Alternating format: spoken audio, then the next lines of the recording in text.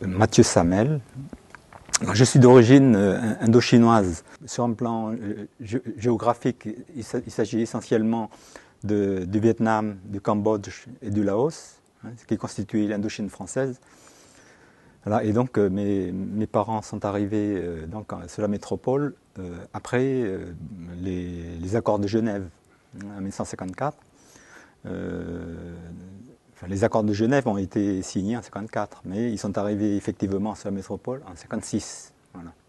Ils ont transité par Marseille, et je crois qu'ils ont fait plusieurs camps, plusieurs cités de transit avant d'être installés de manière définitive au centre d'accueil des Français d'Indochine de Sainte-Livrade. Voilà. Ce qu'on appelle le camp habituellement. Voilà. Dans ce groupe de rapatriés d'Indochine, bon, évidemment, la plupart étaient natifs d'Indochine. Donc, effectivement, il s'agissait d'éléments qui étaient liés à la France, soit par le mariage, soit aussi par l'activité sur la colonie. Dans le cas de notre famille, bon, mon père était un ancien policier de la police préfectorale de Saigon. Et donc, naturellement, ma mère, évidemment, a été rapatriée. Donc, elle avait une citoyenneté française. Pour ma part, je suis né sur la métropole, donc à Villeneuve-sur-Lot, en l'occurrence. Et bon, dans nos habitudes, on dit qu'on est né au camp, voilà, simplement parce que bon, on a toujours connu le camp, on y a grandi, jusqu'au moment où les parents sont expulsés pour des motifs différents, pour différents motifs. Parce que mon père avait trouvé un petit travail qui était dans la petite unité de fabrication de chaussures au sein même du camp. Voilà. Et donc à ce titre, il ne pouvait plus bénéficier des largesses du règlement. Voilà. Mes parents ont dû s'endetter, faire des crédits pour pouvoir acheter leur petit pavillon. Et ce pavillon, il fallait évidemment le payer. Les crédits devaient être remboursés.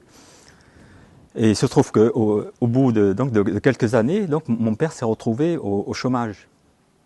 Mais bon, les moyens ne suivaient plus.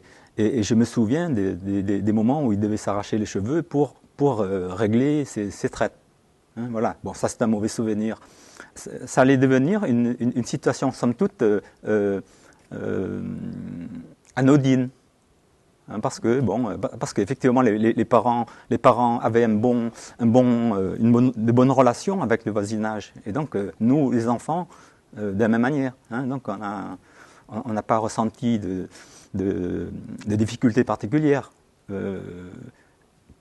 Là où on a plus senti de difficultés, c'est quand on était en bas âge. Parce que évidemment, dès qu'on fréquentait l'école de la ville, donc on sentait bien qu'il y avait des petites rivalités entre les gamins, et que bon, malgré tout, on démontrait d'une certaine différence, ne serait-ce que l'aspect physique. Voilà, donc certains vous diront que quand on se faisait appeler les Chinois aux Chinois verts, bon, il y avait des raisons probablement, mais c'était une manière de nous démarquer de la communauté locale. Voilà. Aujourd'hui, parmi les derniers rapatriés, il y a quelque chose comme une vingtaine de ce qu'on a l'habitude d'appeler les mamies. Voilà, les personnes âgées, donc qui sont au nombre entre 15 et 20 personnes, c'est tout. Sinon, le reste de la population est composé de la deuxième génération, donc la mienne en l'occurrence, et bon, mais aussi d'apports d'autres populations, donc de l'extérieur. Bon, ça répond, je crois, là, à cette notion qui importe tant les officiels, c'est cette mixité sociale. Voilà, hein. Donc ça répond d'une certaine manière à ce critère.